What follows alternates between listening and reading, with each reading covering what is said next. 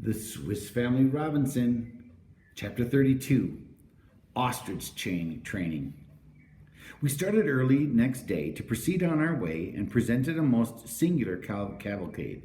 The ostrich was still so untamed and retarded our progress so much that we were obliged to fasten him to the cart by the side of the Lightfoot. On arriving with our various acquisitions, the rock castle, my wife's first care was to throw open the doors and windows to admit the fresh air. The ostrich was securely tied between two bamboo canes in front of the dwelling, and during the day I relaxed the cord sufficiently to allow it as much freedom of movement as the consistency with its safety. Here I determined it should remain until it became quite tame and untractable. Our next care was to look after the ostrich eggs.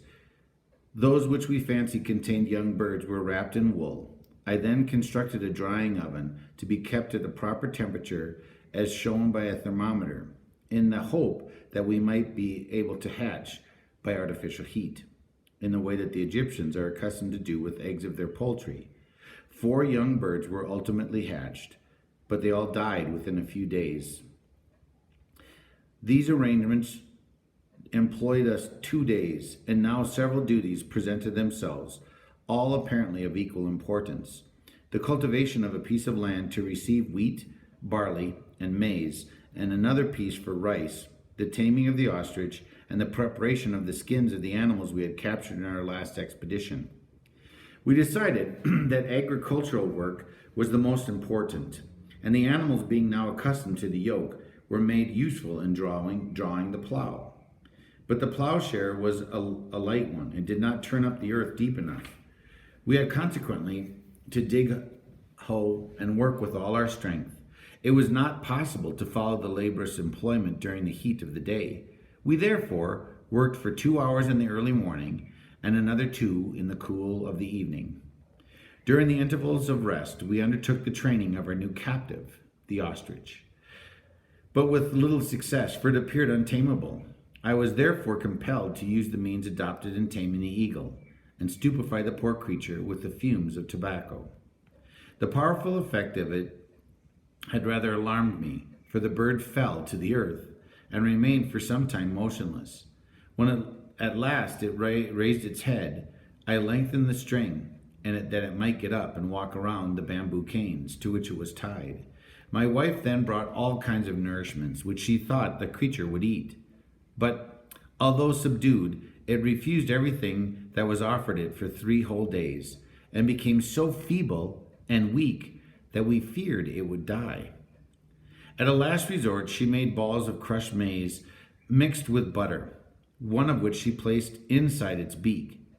It was immediately swallowed with ease. A second and a third were eagerly looked for, and from that moment its appetite returned. It ate whatever it was offered, soon recovered its strength, and we began to doubt whether we should find enough to feed it.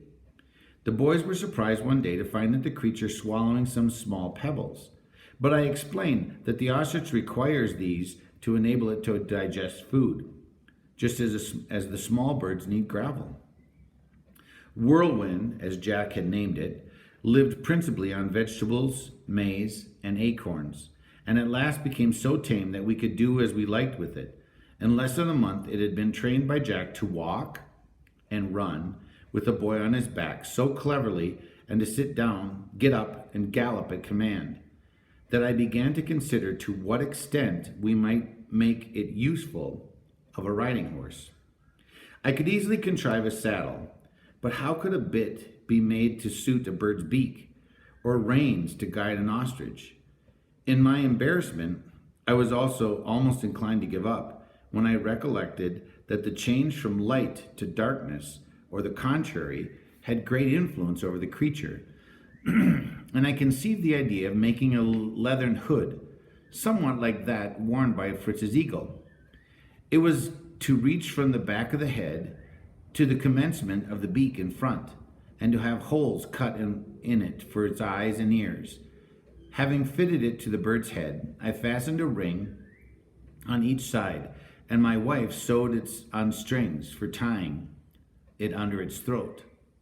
Over the eye holes, 2 square flaps were sewed, like the blinkers of a horse's bridle, to be raised or let fall by straps connected to the reins, which were fastened at each end of the rings at the beak.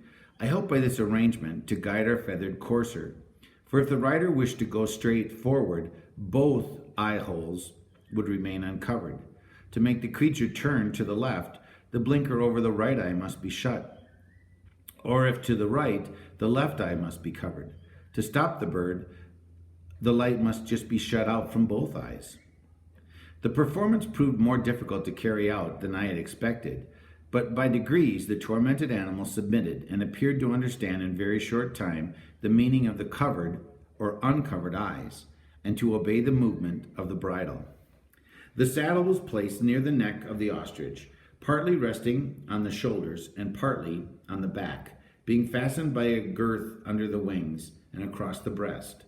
This position was necessary, as the slope of the back would have rendered it unsafe, and the shoulders are the strongest part of the bird's back. We did not expect Master Whirlwind to act as a beast of burden, but as a fleet cursor. And with Jack as a rider, its journeys between Falcon's Nest and Rock Castle were performed with astonishing rapidity. While busy with this and other useful employments, the rainy season began once more. The first few weeks passed very pleasantly, but notwithstanding various industrial occupations that engaged our attention, such as the daily care of the animals, together with the lessons and daily readings, the time soon began to drag heavily. Fritz, at last, came to the rescue. "Now," said he, "that we have in the ostrich a rapid traveler by land, might we not contrive something to cut through the sea with equal speed? What if we were to make a kayak or a Greenlander's canoe?" This proposition was hailed with enthusiasm by us all, except my dear wife, who always felt anxious when any of us were on the water. I endeavored to reassure her by explaining that a kayak was a wonderfully safe kind of canoe, covered by the skin of a seal, and a very strong, light, and buoyant. She said no more, but gave her assent to our project. With plenty of material and time enough to finish the skeleton of the boat before the return of the fine season, we set about the work with the eager interest. Long, thick pieces of whalebone formed the side of the canoe, which were joined at each end for stem and stern, and fitted into a plank underneath for a keel.